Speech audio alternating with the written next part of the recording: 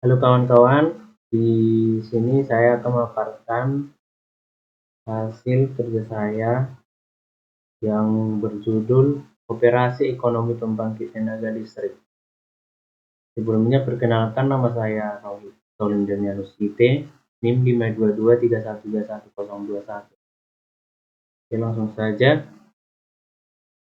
Yang pertama pengertian, kedua pembangkit listrik tenaga mikrohidro, yang ketiga pemilihan turbin, keempat proses pembangkit listrik.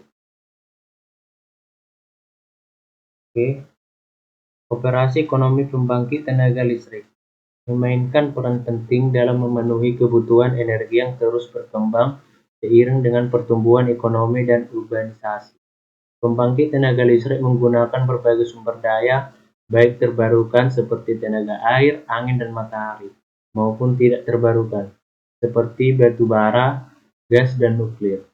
Tantangan utama dalam operasionalnya adalah memastikan pasokan listrik yang stabil dan efisien dengan biaya rendah.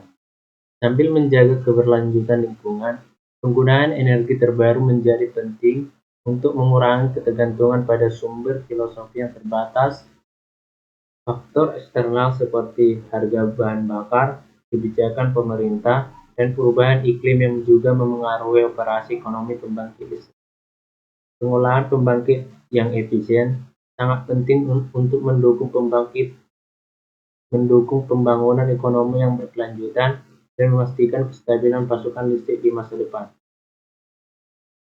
Pengertian: energi merupakan kebutuhan vital bagi kehidupan manusia, namun peningkatan permintaan energi juga menimbulkan tantangan dalam pasokan.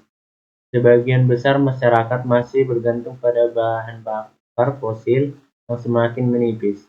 Antara 2010 hingga 2015, konsumsi energi meningkat 1,3 per tahun. Dan Indonesia memproyeksikan pertumbuhan permintaan energi mencapai 6,4% pada tahun 2050. Pada 2015, kapasitas pembangkit listrik Indonesia mencapai 53,97 GW, dengan sebagian besar dikelola oleh PLN, IPP, dan PPU. Mengingat persetujuan cadangan energi fosil, Indonesia memiliki potensi besar untuk mengembangkan energi terbarukan, terutama tenaga air, surya, dan biomasa. Pemanfaatan energi surya meski memiliki potensi besar, masih minim. Berbagai penelitian seperti perencanaan pembangkit listrik tenaga hybrid dan penggunaan teknologi fotovoltaik bertujuan untuk mengatasi permasalahan pasokan energi dengan memanfaatkan sumber energi terbarukan yang ramah lingkungan. Pembangkit listrik tenaga mikro. Persamaan sederhana untuk menganalisis daya bersih atau plant yang dihasilkan dari pembangkit PLTMH, yaitu net sama dengan G kali Q kali E kali E0, di mana E0 turbin generator, reverse stem, line transformer dengan net daya bersih mendapat pembangkitan KW, Q debit air atau M3 per S2, G kecepatan gravitasi 9,81,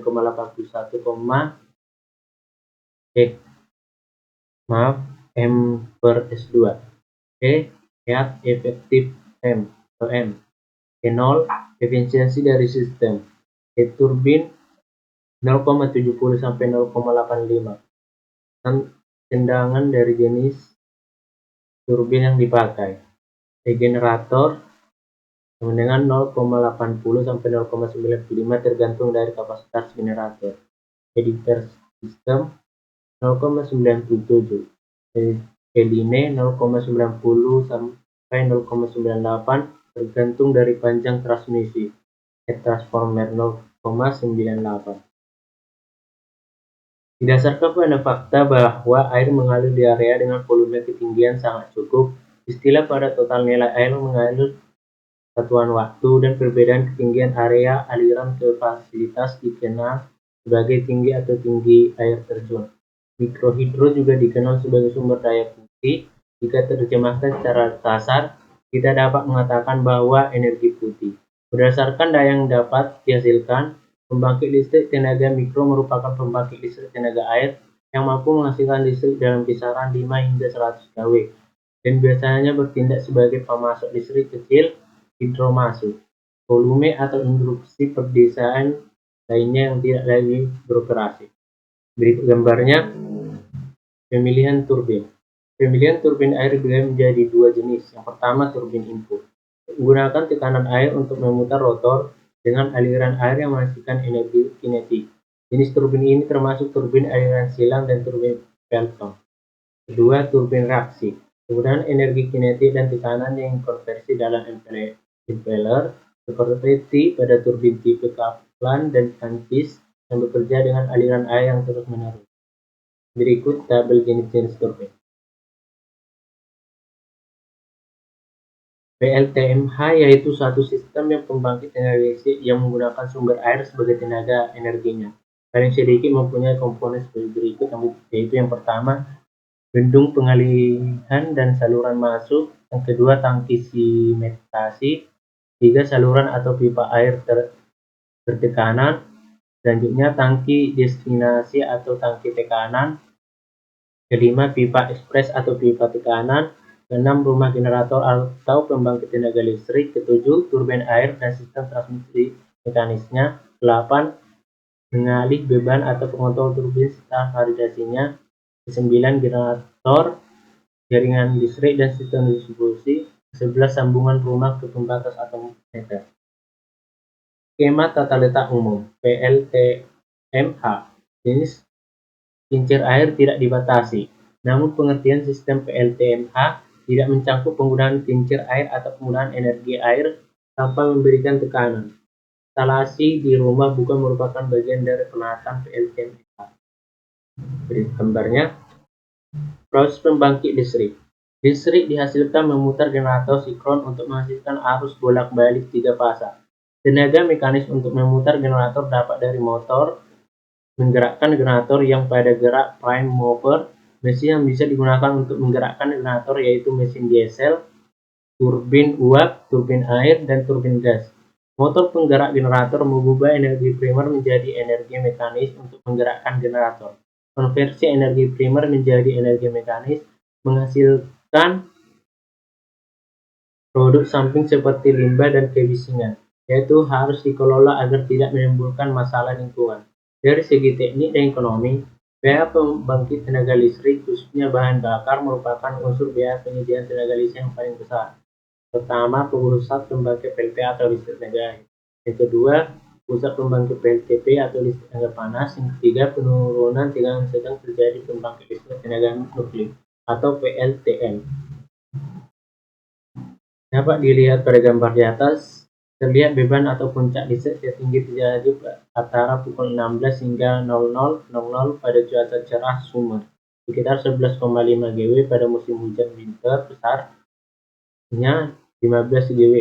Memuat rata-rata adalah ukuran muat maksimum atau puncak dibagi dua bagian. Dengan memperhatikan gambar di atas, beban per hari tersebut pada gambar jenis menggunakan sumber energi listrik, maka pembangunan tempat tenaga listrik dapat dilaksanakan secara ekonomi.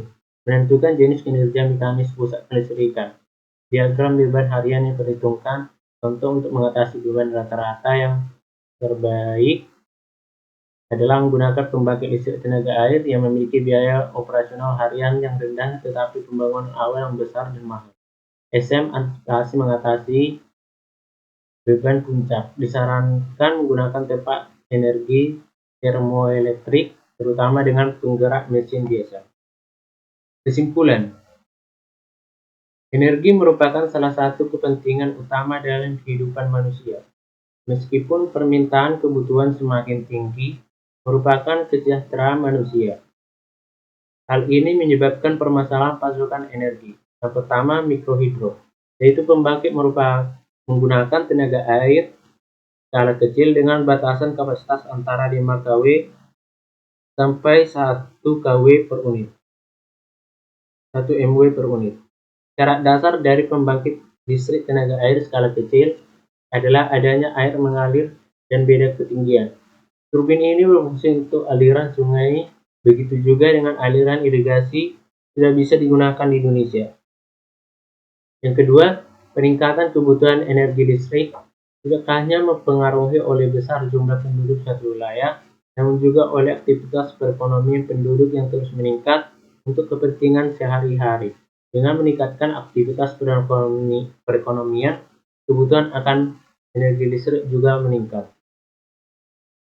Jadi, terima kasih, sekianlah hasil yang bisa saya paparkan. Mohon maaf jika ada kesalahan atau tutur kata yang kurang berkenan. Terima kasih.